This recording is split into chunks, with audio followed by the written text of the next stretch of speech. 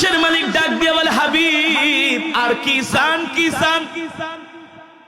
বলে, নিজের জন্য কিছু চাই না। কার জন্য চাইবেন? উম্মতের জন্য চাইবো। উম্মতের জন্য কি চান? আল্লাহর নবী ডাক দিয়া বলে, আল্লাহ, আপনার কাছে আমার অনুরোধ, আপনার কাছে আমার দরখাস্ত, আপনার কাছে আমার আবেদন নিবেদন, হাসরের ময়দানে আমার অনুমতি ছাড়া আমার একটা উম্মতকেও জাহান্নামের আগুনে ফেলতে পারবেন না। একটা উম্মতকেও জাহান্নামে দিতে পারবেন না আমার অনুমতি ছাড়া। আল্লাহু আকবার। আল্লাহ তাআলা ডাক দিয়ে বলে, হাবিব, আমি যেদিন হাসরের মাঠ কায়েম করব, ইয়াউমা ইয়াকুমুর রূহু ওয়াল মালাইকাতু সাফফান লা ইয়াতাকাল্লামুনা ইল্লা মান আযিনা লাহুর রহমানু ওয়া ক্বালা সাওয়াবা।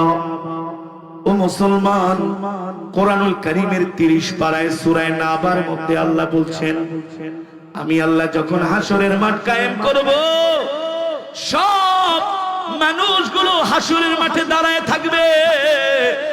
সব মানুষগুলো ইয়া নাফসি ইয়া নাফসি বলতে থাকবে। এমন কি নবীরা পর্যন্ত ইয়া নাফসি ইয়া নাফসি বলতে থাকবে। কেউ আল্লাহ তাআলার সামনে যাওয়ার সাহস পাবে না। কেউ আল্লাহ তাআলার সাথে কথা বলার অনুমতি পাবে না। আল্লাহ তাআলা বলে, একমাত্র হাসরের ময়দানে আমি আমার হাবিব মুহাম্মদ সাল্লাল্লাহু আলাইহি সাল্লামকে কথা বলার সুপারিশ করার অনুমতি দিব। একমাত্র আপনার আমার নবী হাসরের ময়দানে সুপারিশ করতে পারে। আল্লাহ তাআলা ডাক দিয়ে বলে, হাবিব, আমি যেই দিন হাসরের মাঠ কায়েম করব, আমি আল্লাহ আপনার চেহারার দিকে তাকায় থাকবো। যতক্ষণ পর্যন্ত আপনার চেহারায় হাসি না ফুটবে, ততক্ষণ পর্যন্ত আমি রব আপনার উম্মতকে মাফ করতেই থাকবে, করতেই থাকবে।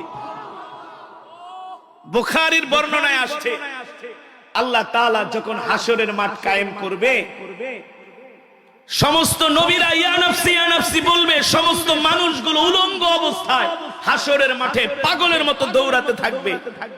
ওই সময় আপনার আমার নবী হাসরের ময়দানে সিজদায় পড়ে থাকবে। সিজদায় পড়ে সন্তানের কথা বলবে না, স্ত্রীর পরিবারের কথা বলবে না, শুধু বলবে, ইয়া উম্মতি ইয়া উম্মতি ইয়া উম্মতি। আল্লাহু আকবার। উম্মত উম্মত বলে কান্না করবে। নবীর কান্না আরশে আজিম পর্যন্ত পৌঁছে যাবে। আল্লাহ তাআলা ডাক দিবে জিবরাইলকে, এ জিবরাইল, যা, আমার হাবিব কান্না করবে, আমি রব সইব, এটা হতে পারে। আমার হাবিব কি চায়, যাও। জিবরাইল এসে বলবে, বুখারীর হাদিস, ইয়া মুহাম্মদ ইরফা রাসাক, ইয়া মুহাম্মদ ইরফা রাসাক, ইয়া মুহাম্মদ ইরফা রাসাক। আল্লাহ তাআলা নির্দেশ দিয়েছে, আপনি আপনার সিজদা উঠান। আপনি এভাবে কাঁদবেন না, আপনার কান্নার আওয়াজ আরশ পর্যন্ত পৌঁছে গেছে। আপনি কি চান, আপনার রব আপনাকে তাই দিবে। আর রব আপনাকে অনুমতি দিছে, ইশফা তুশাফা, ইশফা তুশাফা। আজকে হাসরের মাঠে আপনি যার জন্য সুপারিশ করবেন, আল্লাহ তাআলা তাকেই ক্ষমা করে দিবেন। যার জন্য সুপারিশ করবে, আল্লাহ তাকেই মাফ করে জান্নাতে প্রবেশ করাবে। সুবহানাল্লাহ। এবার আল্লাহর নবী বলে, উম্মত, আমি মেরাজে যায় তোমাদের কথা ভুলি নাই, ঠিক কিনা বলেন? একবারও পরিবারের সন্তানের কথা বলে নাই, শুধু আমাদের কথা বলছি, উম্মতের কথা বলছি। এবার আল্লাহর নবী বলে, উম্মত, আমি মেরাজে যায় তোমাদের কথা ভুলি নাই। যখন আল্লাহর নবীর ইন্তেকাল হয়ে যাবে, নবীজি অসুস্থ হয়ে গেছেন, নবীজি অসুস্থ হয়ে গেছেন। আম্মা জান আয়েশাকে বলে, আয়েশা, আমার মেসওয়াকটা দাও। আল্লাহর নবী সুন্দর করে মেসওয়াক করলেন, ওযু করলেন।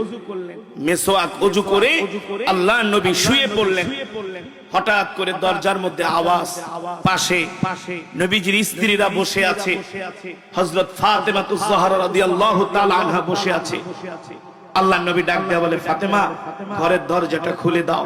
ইফতাহিল বাব, ঘরের দরজা খোলো। ঘরের দরজাটা খুলে দেয়া হলো। হযরত ফাতেমা আল্লাহর নবীর কাছে আসলেন, ফাতেমা দরজা খুলছো, কে আসছে? আব্বা জান, এতদিন পর্যন্ত আমাদের বাড়িতে যারা আসছে মোটামুটি সবাইকে আমি দেখছি, চিনি, কিন্তু আজকে যিনি আসছেন তার চেহারা আমি আজ পর্যন্ত কোনোদিন দেখি না। আল্লাহ নবী বলে, ফাতেমা দেখবা কোত্থেকে? আজকে আমাদের বাড়িতে যে আসছে সে যদি কারো বাড়িতে যায় খালি হাতে ফিরে আসে না। হযরত ফাতেমা বলল, আব্বা জান, বলে শোনো, কষ্ট পাবা না, আমার ঘরের দরজায় যিনি দাঁড়িয়ে আছেন তিনি আর কেউ নয়, তিনি হলেন মালাকুল মউত আজরাইল। আমার জান কবজ করার জন্য আসছেন, তাকে ঘরে ঢুকতে দাও। মালাকুল মউত আজরাইল আল্লাহর নবীর অনুমতি ছাড়া নবীর ঘরে ঢোকার সাহস না। কিন্তু আজরাইল এমন একজন ফেরেশতা, সে কোন পৃথিবীর প্রেসিডেন্টের ঠ্যাঙ্গায় না, 2 পয়সার দাম নাই, ঠিক কিনা বলেন? সাদ্দাত বেহেশত বানাইছে, সাদ্দাত এক পা দিছে আর এক পা বাইরে, আল্লাহর নির্দেশ দিছে যা, সাদ্দাতের যায় পিছনের থেকে ধরছে, কই যাস? বেহেশতে ঢুকবি? এত সোজা না, তোর সময় শেষ, ঠিক কিনা বলেন? ফেরাউন 450 বছর রাজত্ব করছে, 450 বছর। আমি যখন মিশরে পড়াশোনা করতাম, কায়রো থেকে প্রায় 3000 কিলোমিটার দূরে ফেরাউন যে বাড়িতে বাস করত সেখানে আমি গিয়েছি। ফেরাউনের রাজপ্রাসাদ আমি আমার চোখ দিয়ে দেখেছি, তার ব্যবহৃত আসবাবপত্র আমি দেখেছি। এগুলো আপনারা চোখ দিয়ে না দেখলে বিশ্বাস করবেন না যে ফেরাউন কত বড় একজন আরাম আয়েশি বাদশা ছিল। কি ছিল তার বিলাসী জিন্দেগি, তার আসবাবপত্র দেখলে মাথা নষ্ট হয়ে যাবে। সেই সময় তার প্রাসাদকে কিভাবে যে সাজানো হয়েছে যেটা ভাষায় প্রকাশ করার মতো না। সেই ফেরাউনকে, ফেরাউন যখন লোহিত সাগরে আল্লাহ তাআলা তাকে ডুবায়া মারবে, সেই সময় 1 মিনিট আগেও ফেরাউন জানতো না যে এখন তার শেষ সময়, ঠিক কিনা বলেন? আজরাইল যা লোহিত সাগরের ভিতরে ধরছে ফেরাউন, এ ফেরাউন চিনোস আমি কে? আমি তোর জমদূত মালাকুল মউত ফেরেশতা আজরাইল, তোর সময় শেষ, শেষ। এত বড় প্রতাপশালী বাদশারে 1 সেকেন্ডের ভিতরে ঘায়েল করে দিয়েছে, ঠিক কিনা বলে? সেই মালাকুল মউত আল্লাহর নবীর ঘরের দরজায় এসে দাঁড়ায় আছে, অনুমতি না দিলে ঢুকতে পারবে না। আল্লাহ নবী বললেন, ফাতেমা ঢুকতে দাও, অনুমতি দাও। অনুমতি দিয়েছি, আসতে বলো। এবার মালাকুল মউত আজরাইল এসে বলে, ওগো আল্লাহর নবী, আল্লাহ তাআলার পক্ষ থেকে আপনাকে সালাম দেয়া হয়েছে, আপনাকে সালাম দেয়া হয়েছে। আমি আপনার জান কবজ করার জন্য আসছি, তবে শর্ত দিয়া দিছে আল্লাহ তাআলা। সুবহানাল্লাহ বলেন। আল্লাহ নবী জিজ্ঞেস করলেন, কি শর্ত? বলে, যদি অনুমতি দেন জান কবজ করব, অনুমতি না দিলে খালি হাতে ফিরে যাব।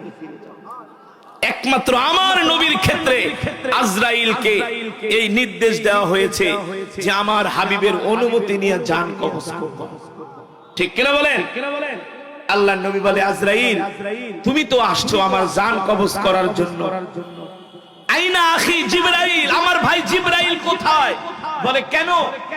বলে, তুমি তো আমার জান কবজ করবে, আমি তো দুনিয়া থেকে চলে যাব, কিন্তু এখনো আমার রবের সাথে একটা কথা বলা বাকি আছে যে আমার ইন্তেকালের পরে আমার এতিম উম্মত গুলার কি হবে, আমার এতিম উম্মতকে কে দেখে রাখবে।